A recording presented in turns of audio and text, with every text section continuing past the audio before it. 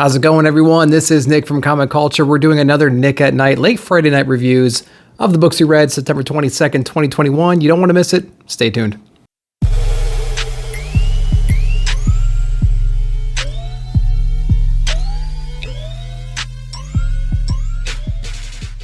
Welcome back, everyone. So this is another Nick at Night. Thank you very much for watching. We are going to talk about the books we picked up on September 22nd. We're going to go over them at a high level. Not going to spoil anything. Not going to go over any major plot points. Going to talk about what I kind of liked and what I didn't like about some of these issues. So in case you haven't picked them up, you can make a decision on whether or not you want to do that or not. So as always, we are going to start with Marvel. And believe it or not, I actually got more than 2 Marvel books, or 1 Marvel book for that matter. And I got a healthy amount of DC stuff too, so let's get right into it. The Death of Doctor Strange, Jed MacKay. So I've heard a lot of mixed reviews about this book right here. What I did like about it is there's an awful lot of foreshadowing in this book. Doctor Strange is kind of talking about, the inevitability of death. He's kind of reminiscing or recalling a story he knows about a guy who's immortal. So he's trying to ponder that ability, trying to figure out how he can kind of achieve that here and there. But really, this is just kind of a lot of foreshadowing for what's going to happen. I mean, the title alone is enough to kind of give it away. I will say that at the end, we don't know who kills them. There's a lot of theories and things like that. It's kind of like Trials of Magneto. You kind of assume it's Magneto who does it, but we don't quite know towards the end of this book. That's all I will say about that. There are some Strange Academy little tie-ins here and there with that book. So if you're a fan of that series, from Scotty Young, you're going to kind of appreciate those little cameos in this book, I think. Art-wise, it's pretty good. It's decent. Lee Garbutt's on the art. It's not bad. I'm not really used to that art yet, so I can't say that it's spectacular. But overall, I kind of liked the book. I liked the inner monologue. I liked the way the pacing was. The paneling was okay. The art was okay. So, all in all, it was a decent book. And so, I'm kind of anxious to see what happens next. Probably pick up the next issue or 2 and see where it goes. Hopefully it kind of piques my interest a little bit more. Death of Doctor Strange. Let me know down below what you guys thought about that book. Going on to Moon Knight. Another Jed MacKay book. This is issue number 3. And so if you've been following me, I've been a little bit lukewarm on the first 2 issues. And it just continues into this one. I don't really care about Hunter's Moon. I don't understand Moon Knight's personality. He's like witty. He's vengeful, he's aggressive, he's funny, all in the same book, and I don't quite know if I like that inconsistency in his delivery and his dialogue. Art-wise, I've gotten used to the art, that stark contrast between Moon Knight, his white cloak, and the shadows around him. I've kind of gotten over that, but it still lacks a little detail, I think, here and there. So I think they could do a little bit better with that, but they have some cool little splash pages here, and Hunter's Moon is actually pretty cool in this book. He's a little bit more, he's a little bit more pure, and he doesn't appreciate, how Moon Knight's kind of fallen from grace a little bit. So he's there to teach him a lesson. Is he really? Can he actually beat up Moon Knight and take him on? No, probably not, right? And so we do get a cool little altercation between them, and Moon Knight has to teach this guy a little bit of a lesson. So not really going to pick this one up, I don't think, going forward. If the reviews are just crazy outstanding and positive for the next ones, I might try to go back and get them, but I think I'm going to be dropping Moon Knight. So, sad to say, but I think it might be time to drop that one. I got to thin out the books. Got too many books, man. What are you going to do? Going on to Duggan and Pepe Larraz. This is XMen issue number 3. So we just got 2 number 3s back to back. So, Pepe Larraz, first off. Art is spectacular. I think that's really, really cool, what he's doing in this book. There's lots of action. There's lots of like the power sets of these people. They have like an energy. They give off energy. It's like watching an episode of Dragon Ball Z. There's just crap everywhere. There's people glowing. There's like, I'm going to flash a page right here where you just kind of see battles. I mean, you see just craziness going on. So it's really, really cool to see all that color and all that line work. It's pretty interesting. It's amazing that they can kind of keep all that straight. This issue right here, we get kind of like a peace offering. I'm not going to tell you who actually shows up in the book because I don't want to spoil anything. We get a half-hearted peace offering that the X-Men don't really take too lightly. Or take too kindly to, I should say. So they have a pretty cool little altercation here, a really cool little battle issue, and some foreshadowing to kind of see what's coming up in the future. So we don't get a whole lot more on the villain, but we do kind of touch base with the villain a little bit here and there. It's not as much as I want. I kind of want to get the villain fleshed out. But if you're just looking for a crazy battle issue with really cool line work and really amazing art, I think you're going to have fun with this one right here. But I think we need some issues that are actually pushing the book, pushing the story forward in a direction that we can identify. I just feel like it's the X-Men taking on whatever threat just hit them, and we don't really quite know what the villain is or what's even going on. So X-Men number 3, Pepe Larez, dug in. Check it out if you're a big X-Men fan. I'm going to keep going just because I like having an X-Men book in my life. And so I think this is probably the best choice for right now. Let me know. Let me know if there's another better option out there until Inferno comes. So guys, that was 3 Marvel books. I can't believe I actually had 3. I have more DC books than that even.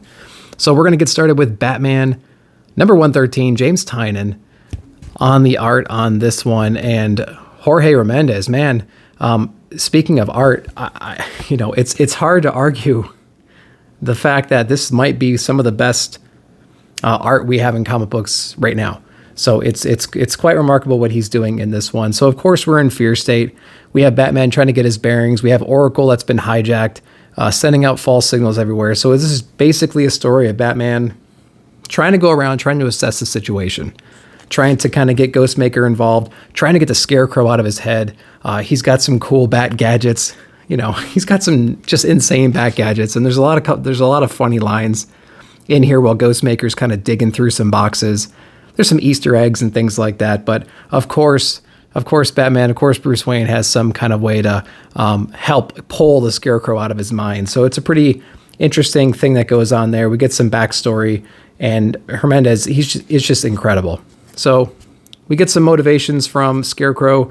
We get some really great dialogue between Batman and Ghostmaker. Again, amazing art. We touch in with Peacekeeper, and we get our Peacekeeper X involvement here. And we get a cool little short story in the back with Clown Hunter. Really recommend this. I like Fear State so far. So if you've been enjoying Fear State, this is a really good issue to continue enjoying Fear State with. So yeah, Batman number 113 from James Tynion. So I'm actually going to mix up my order here a little bit since we're talking about Fear State.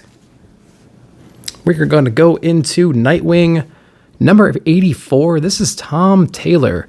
So I got that cool B cover right here. I picked this one up. I'm going to do this one next because the next 2 books are going to be Fear State tie-ins. And, say what you will about tie-ins, I think that these are pretty decent tie-ins. Nightwing is in Bloodhaven. He just kind of released the news that he's going to be, financially supporting the area, trying to bring crime out of the area, trying to bring up the poverty level, doing whatever he can from that perspective to help his city out. Well, of course, Gotham, across the river, across the bridge, is now in Fear State.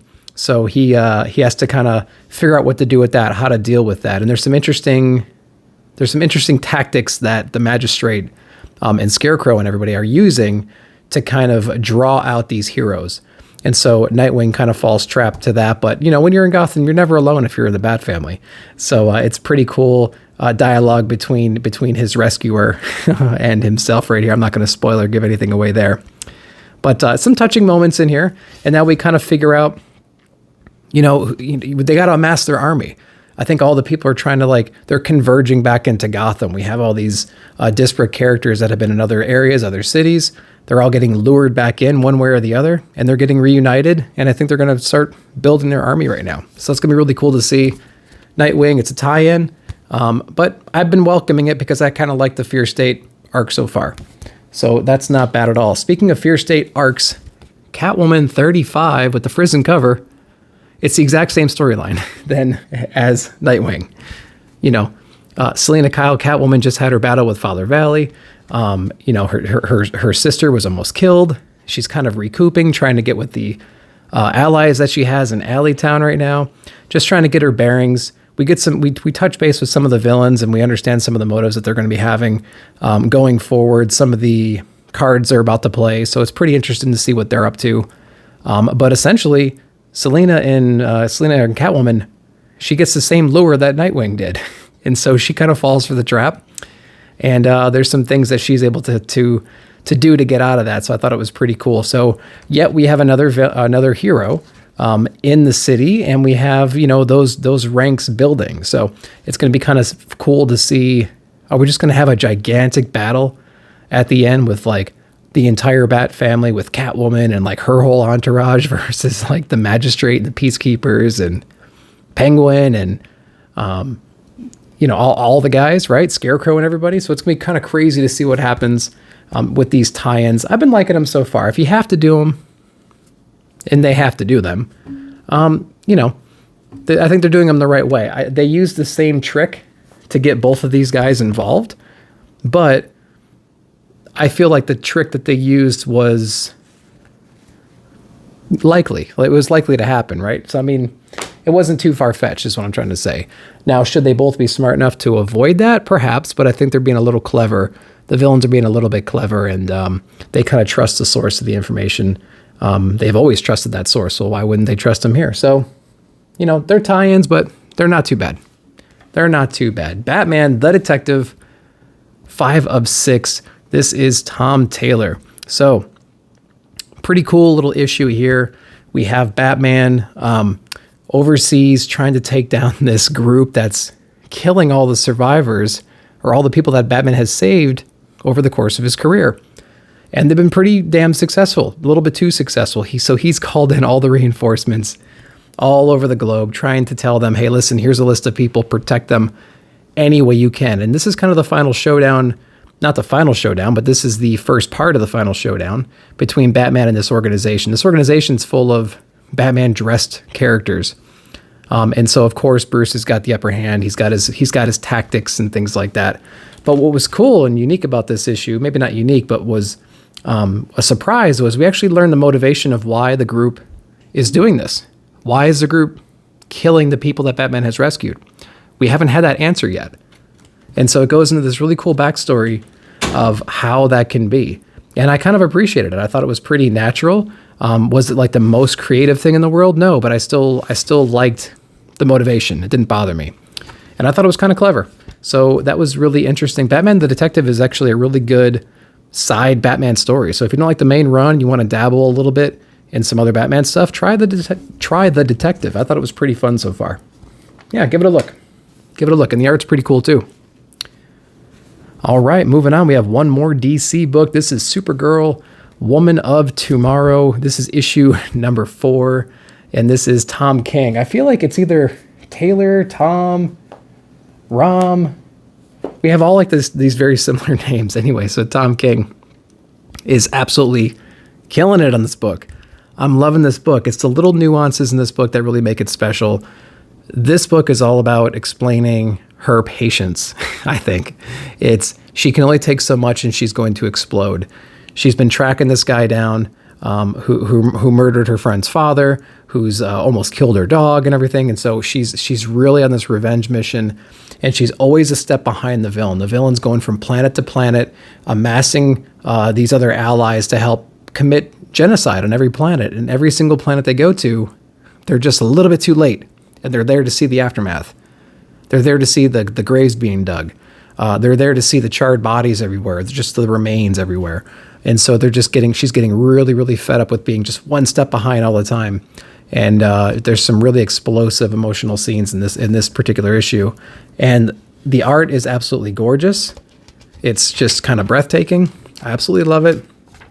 So if you're looking for a good book that has to do, if you're in like Superman in general, check this book out. I've had a really good time with it. We're only 4 issues in. We have another 4 issues left. And, we're getting closer and closer to our confrontation, it feels like. Anyway, so I would definitely check this book out if you haven't already. I'm going to show you, there's one little page here I wanted to show off to kind of give you an idea of the art style in here and the coloring. So if you can see that full page right there, it's really kind of gorgeous. And there's usually a page like this in every issue. Absolutely incredible. So highly recommend Supergirl. It is a slower read. It's not action-packed, yet it has these little bursts of action in there. It's really from the perspective of the companion that she's been traveling with who lost her father. She's kind of got Supergirl on this mission with her to get revenge on the guy who killed her father. And so it's really her reflecting back to the time when they teamed up to get this guy, to get revenge on this guy. So it's an interesting perspective. It's a really, really cool book. I highly recommend picking it up. I'm having a blast reading that one. It's one of the best books out there, I think. All right, so that was it for the big two. We're going to go into some indies now. We're going to start with Tobin and Muty's Bunny Mask, issue number 4, because it is the conclusion of the first arc, first volume here. Issue 1 through 4 is the first volume. They're going to trade this, and then they are going to start a volume 2, I believe, next year. So, not the biggest fan of Bunny Mask because it was pretty convoluted. The art's always interesting. It's got like this muddy, gritty, sketchy kind of a look to it. It's very interesting. It's very unique and very distinct, and you can immediately identify Muty's work. So that's pretty cool.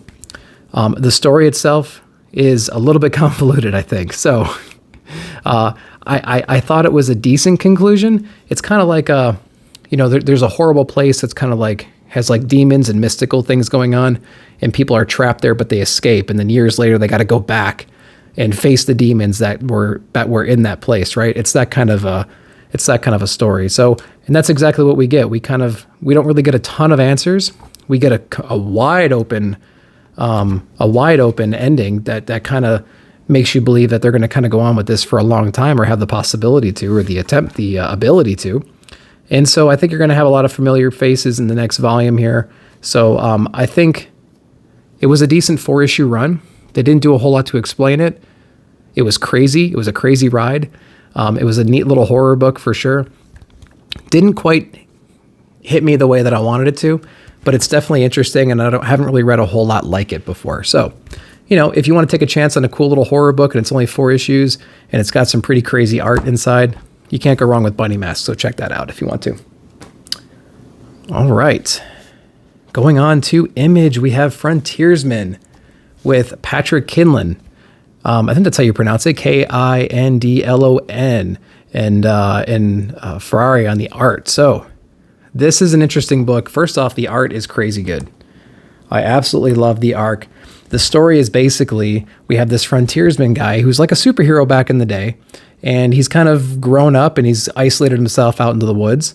And some people kind of want to recruit him back into the cause because they're trying to save these woods from being cut down. These historic woods, right? And so they want to get his involvement. They want to kind of bring him back to the way that he was back in the day when he was like out fighting crime. But he's older now. He's kind of retired. He doesn't want to deal with all that crap. But in the back of his mind, it's like, I could help, and I could do this thing. I could do this stuff. I kind of miss it. That kind of a thing rattling around in his brain. So he kind of relies on some of his old friends to kind of give him advice. And I'm not going to spoil what his decision is at the end, but it should be interesting. So, you can talk about any kind of, political motivation you want with this book here. But I think it's fairly well balanced. I don't think they're really trying to shove anything down your throat too much. The art is crazy. Some of the fight scenes and battles and coloring and stuff like that, the paneling they use is pretty nuts. So that was pretty interesting here. So, in essence, it's a guy that just really wants to save the woods, who's getting the help of a former superhero that was all about that back in the day. And this guy's trying to make a decision of whether or not he wants to join them. So, if you read it just for the art alone, I think you're going to be happy about that. And we'll see where this one goes. So Frontiersman, not a bad issue number 1, but I can see why people don't like it, and I can see why people really like it. So I'm kind of like right in the middle of those two folks. So Frontiersman number 1, not all that bad. Didn't blow me away though. Radiant Black what number is this? This is number 8 from Kyle Higgins. So I think I'm going to drop this book, and I'll tell you why. The first couple issues of this book were more about this like failed writer moving back home, having to deal with writer's block and being broke, living with his parents, hanging out with his friends who are more successful than him, and then he inherits a power. He doesn't quite know what to do with the power yet, but he gets his ass kicked by other superpowered people that were affected by the same energy source in a way. And they give different people different types of abilities, this power.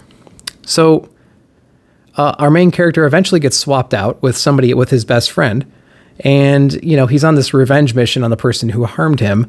But during the revenge mission, they get confronted by some guy who's there to absorb their power, take them over, destroy their world, and all of a sudden they got a bigger threat than the threat that's immediate to them, right? So they're trying to balance all that out, but they also introduce a whole lot of other characters, just different shades of the same character model, essentially, with different power sets, and they're all trying to kind of collaborate to get rid of this guy who's this universal threat. And so it's that kind of a story. And I appreciated it when it kind of tried to expand the narrative outside of the single guy with powers fighting the other single person with powers for whatever reason. I appreciated the fact that they're trying to expand the world and expand what this story is all about. But at the same time, the way they've done it is a little bit slow and a little bit confusing to me. So didn't really like that too much. This book has been pretty lukewarm in the beginning. We're on issue number 8 now. Pretty lukewarm until about issue 4 or 5. And then it picked up for about 2 issues, and then it kind of tried to be entertaining or tried to be really action-packed. But I feel like it just kind of fell flat the last few issues. So when I'm trying to like cut back on issues here and there, that kind of stuff really kind of adds up and makes me not want to read the next one. So I think I'm dropping this book from now on.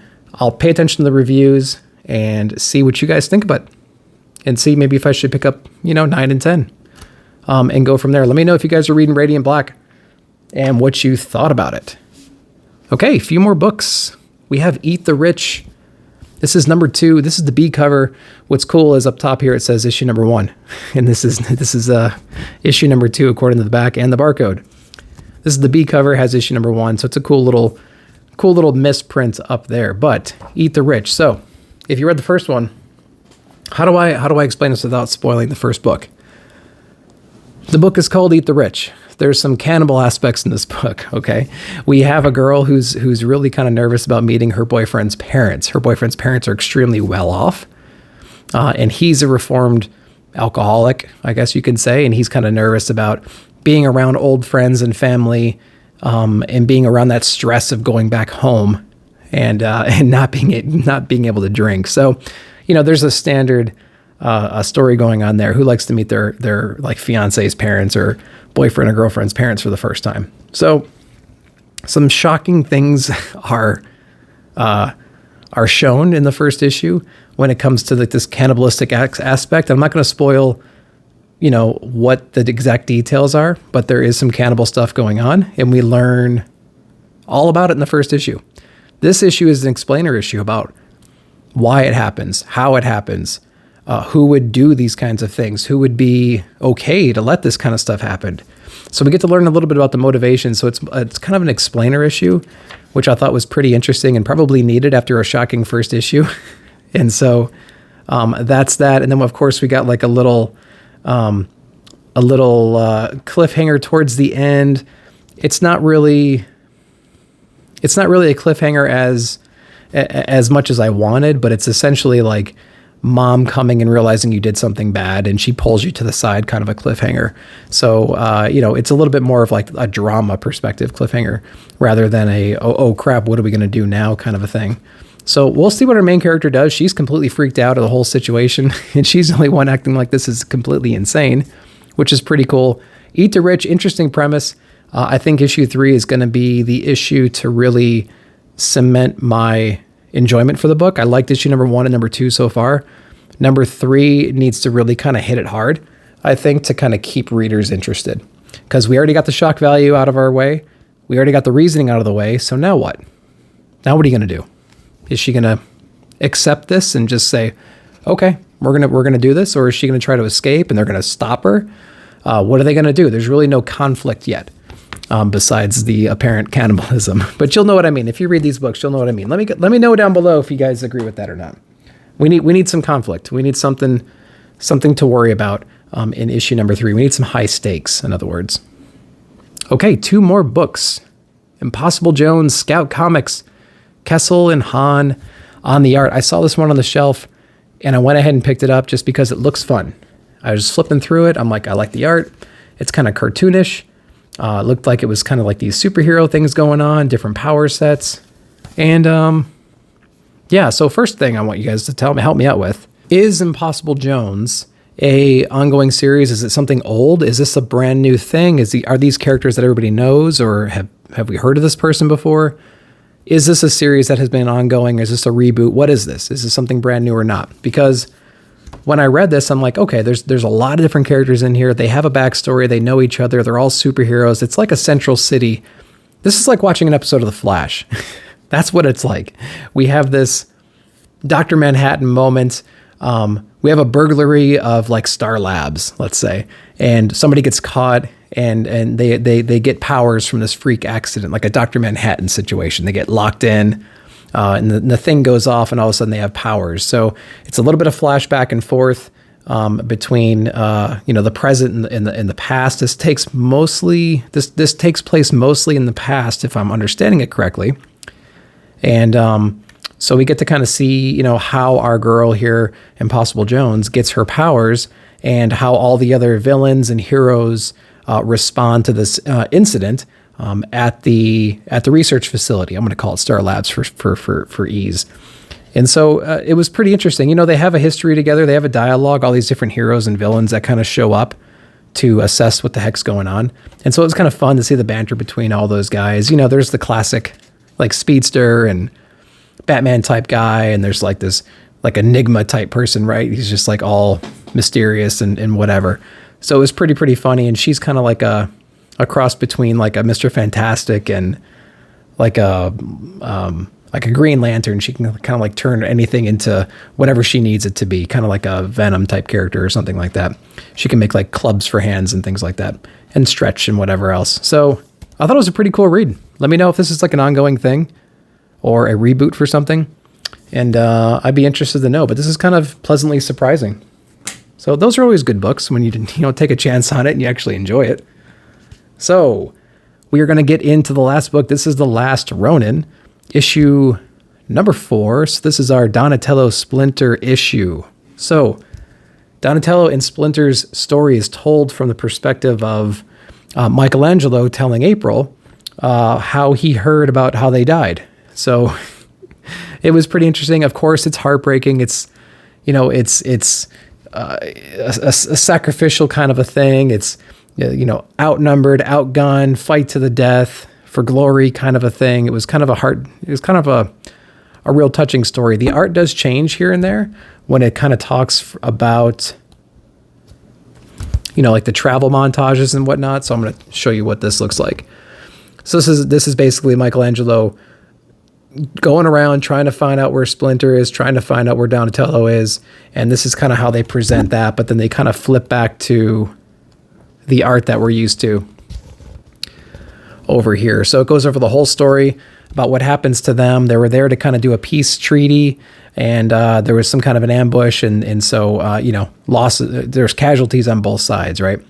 And so that was really interesting. But what's interesting is Michelangelo has kind of taken young Casey under his wing and is going to try to train her to be better. And we learn a little bit of interesting things about the exposure that humans get when they're around the turtles for a long time, because, the way the turtles were created, there might be some radiation or something like that involved, and it might get into human tissue and whatnot. So we learned some pretty cool things in this book about prolonged exposure with the turtles and what that might mean for those people. So that was pretty cool here. I do like, the pacing. I do like the heartfeltness of the story. I do really enjoy that, but I don't really think that maybe it hits as much as they want it to. And, it is an interesting story, but the problem is it comes out like every 2 months.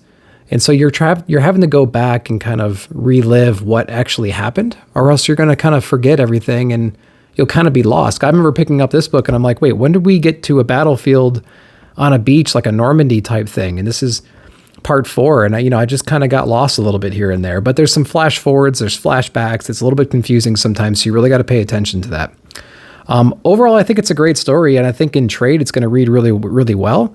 But, the delay in the publication of these books and the distribution of these books has really kind of hurt the momentum of the story, I think.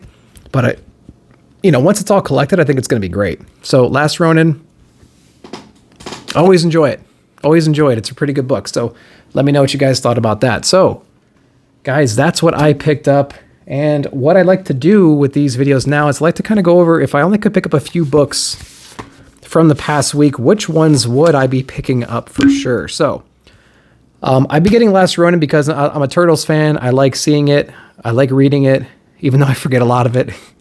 And I do enjoy Last Ronin. Supergirl, Woman of Tomorrow, absolutely must read, I think, for sure. Of course, Batman is just killer. I'm really, really enjoying this arc right here, right now. I do like XMen, but I'm probably going to switch over to Catwoman just because the art and the story overall from Ron V is absolutely insane, and I love that. And I've actually really been liking The Detective so far, and it's on issue 5. It's a 6-issue run, so if you only had a few books to pick up in a week, I would recommend The Detective, Catwoman, Batman, Supergirl, and Last Ronin. Let me know in the comments below if you guys agree.